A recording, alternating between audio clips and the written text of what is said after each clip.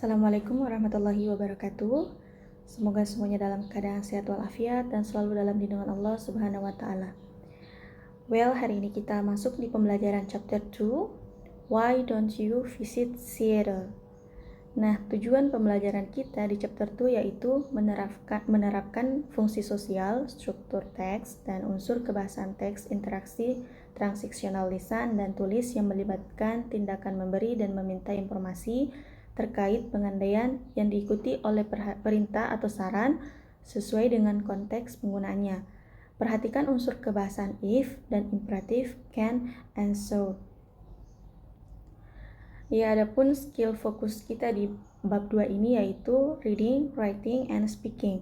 Dan text structure-nya yaitu conditional statements, and language features-nya yaitu menggunakan present tense, conjunction, if, unless, kemudian mempelajari imperative sentence, why don't you should, could, and modals, need, should, have to, and vocabularies, nouns, verbs related to the topic. Well, why don't you visit Seattle? Kita bahas dulu why don't you visit Seattle-nya itu dari sudut pandang grammar ya. Nah, grammar di bab 2 ini kita menggunakan if clause. Nah, apa sih if clause ini? If clause itu sering dikenal sebagai conditional sentence, yaitu kalimat bahasa Inggris yang digunakan untuk menyatakan keinginan, pengandaian, harapan, maupun rencana yang mungkin atau tidak mungkin dapat terwujud. Kalimat pertama, saya menyatakan if clause itu dikenal sebagai conditional sentence. Nah, conditional sentence ini terdiri dari dua klausa. Yang pertama, klausa if yang digunakan untuk menyatakan kondisi di mana jika terjadi maka akan menghasilkan konsekuensi. Dan yang kedua yaitu klausa. Klausa itu sendiri digunakan untuk menerangkan konsekuensi yang dijelaskan dari if. Nah, adapun rumus umum yang kita ketahui tentang if clause yaitu if clause plus main clause atau main clause plus if clause. Apabila clause if ingin ditempatkan di kalimat awal, maka jangan lupa juga untuk menempatkan koma sebelum disambung dengan klausa utama. Dan apabila mendahulukan klausa sebelum klausa if, maka kita tidak perlu menggunakan koma. Ya, jadi next types of conditional sentence. Type of conditional sentence yang pertama itu type 0 atau type 0 is used when you want to state a fact or things that are generally true. In the discussion of tenses, it is known that to state a fact or habit, the simple present tense can be used. This also applies to this type 0 conditional sentence. Jadi di sini di tipe 0 ini digunakan ketika untuk menyatakan fakta atau hal-hal yang umumnya bersifatnya benar. Dan dalam pembahasan tenses itu sendiri diketahui bahwa menyatakan suatu fakta ataupun kebiasaan itu dapat menggunakan simple present tense. Nah, ini juga berlaku dalam conditional tense dari tipe 0 ini. Nah, adapun rumus yang digunakan dalam tipe 0 itu if plus simple present, point simple present, atau simple present plus if plus simple present. Contohnya untuk rumus yang pertama, if you mix blue and red, you get purple color. Jadi ada penggunaan if-nya, simple present-nya, koma, kemudian keterangan terakhir itu menggunakan simple present. Kemudian contoh di simple present if dan simple present itu, you get purple color if you mix blue and red. Jadi jika kamu mencampur warna biru dan merah, kamu akan mendapatkan warna ungu. Dan kalau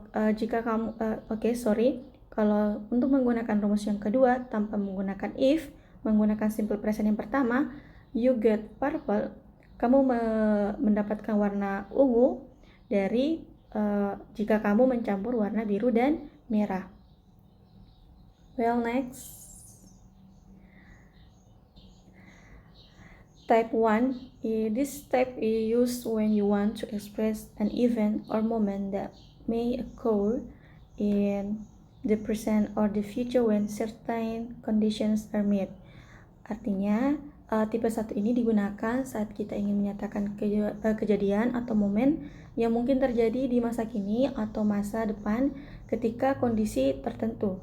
Pada saat bertemu ya maksudnya. Jadi kalau kita menggunakan tipe ini sebagai pengandaian, maka artinya jika kalian yakin bahwa pengandaian itu mungkin dapat terjadi di masa depan. Tipe ini menggunakan rumus if, simple present, simple future atau penggunaan kata will. Atau jika kamu menggunakan rumus yang keterangan pertama, simple future plus if plus simple present. Sebagai contohnya yaitu if I pass the exam, my mom will buy a dress for me. Jika saya selesai ulangan, ibu saya akan membelikan saya sebuah dress. Nah, the second sample is my mom will buy a dress for me if I pass the exam. Next, type 2. Type 2 is used when you want to express the result of a condition that is very small or unlikely to occur. This type is used to express wishful thinking or situations that are not real. Type 2 use the simple past for the if clause and the present conditional for the main clause. Jadi tipe 2 ini digunakan ketika ingin menyatakan hasil dari suatu kondisi yang sangat kecil atau tidak mungkin untuk terjadi. Tipe ini juga digunakan menyatakan suatu angan-angan atau situasi yang tidak nyata. Nah, tipe 2 ini menggunakan rumus if, simple past, present conditional, were, or modals, or present conditional if plus simple past. Contohnya, if I had money, I would buy a bag for my sister. Kalau kita menggunakan contoh nomor 2, I would buy a bag for my sister if I had money. Kondisi pada tip 3, type 3, is used to express condition in the past where the situation was different or opposite to what is already happening now. In this type, the past perfect is used for the if clause and the perfect conditional for the main clause. Jadi tipe 3 ini digunakan untuk menyatakan kondisi di masa lalu yang situasinya berbeda atau berlawanan dengan apa yang sudah terjadi saat ini. Untuk penggunaan rumusnya itu if plus past perfect, perfect conditional, were, or modals, atau penggunaan perfect conditional plus if plus past perfect. For example, if she brought her phone, she might have called her mother. Or she might have called her mother if she brought her phone. Nah, setelah itu kita akan mengetahui tentang functional ya. Ini fungsi dari if clause, penggunaan if clause. Yang pertama, if clause as reminder. This conditional sentence is a conditional used to remind about a consequence that must be done if you want something to happen. Jadi di if clause reminder ini merupakan kalimat pengandaian yang digunakan mengingatkan tentang suatu konsekuensi yang harus dilakukan bila menginginkan sesuatu terjadi. Rumusnya sendiri yaitu if a simple present as plus have to or must or has to plus verb 1. Contohnya, if you want to win the competitions, you must study hard. Jadi konsekuensinya itu kalau ingin mendapatkan sesuatu kamu harus belajar dengan keras ya. If you want to win, jika kamu ingin menang di suatu kompetisi, kamu harus belajar dengan keras. Jadi ada keterangan dan ada kalimat konsekuensinya. Nah, if clause yang kedua menurut fungsinya yaitu if clause as suggestion. If clause as suggestion is used to give a suggestion about what to do if you want something to happen. Yaitu digunakan untuk memberikan sebuah saran mengenai tindakan yang harus dilakukan bila menginginkan sesuatu terjadi.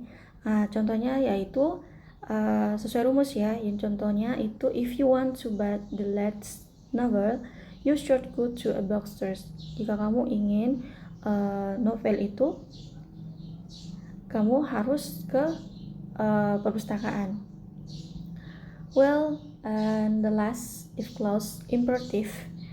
If clause imperative is a conditional sentence that is used to tell someone to take an action if they want something to happen. Jadi if clause imperative ini digunakan kalimat penggandaian untuk menyuruh seseorang, perintah ya, seseorang untuk melakukan sebuah aksi atau tindakan jika menginginkan sesuatu terjadi. Contohnya, if you don't want to be late, jika kamu tidak ingin terlambat, get up early. Kamu harus bangun cepat. Itu kalimat perintah. Bukan the last ya. For next, functional yang keempat yaitu if clause as a general threat. General threat ini, a conditional sentence is a conditional state of fact or general threat contracts to type 0, which can be used to express a habit. The if clause can only be used to state facts. Jadi di sini if clause general itu sama dengan tipe 0. Yang pertama yang dijelaskan yaitu kondisinya merupakan kalimat pengandaian yang digunakan untuk menyatakan sebuah fakta atau kebenaran umum.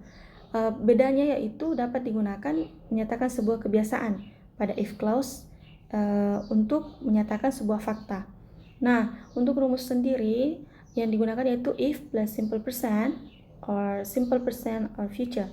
Contohnya, if you want hot weather, you need to boil water. Jika kamu ingin air yang panas, kamu harus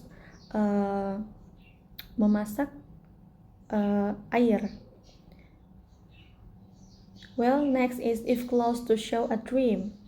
This is conditional sentence used to show a person's dream or goals in the future if he is success in having or doing something. Nah, di sini if clause show a dream is digunakan untuk menunjukkan mimpi atau tujuan seseorang di masa depan apabila dia berhasil memiliki atau melakukan sesuatu. Adapun rumus yang digunakan yaitu if plus simple present, simple future.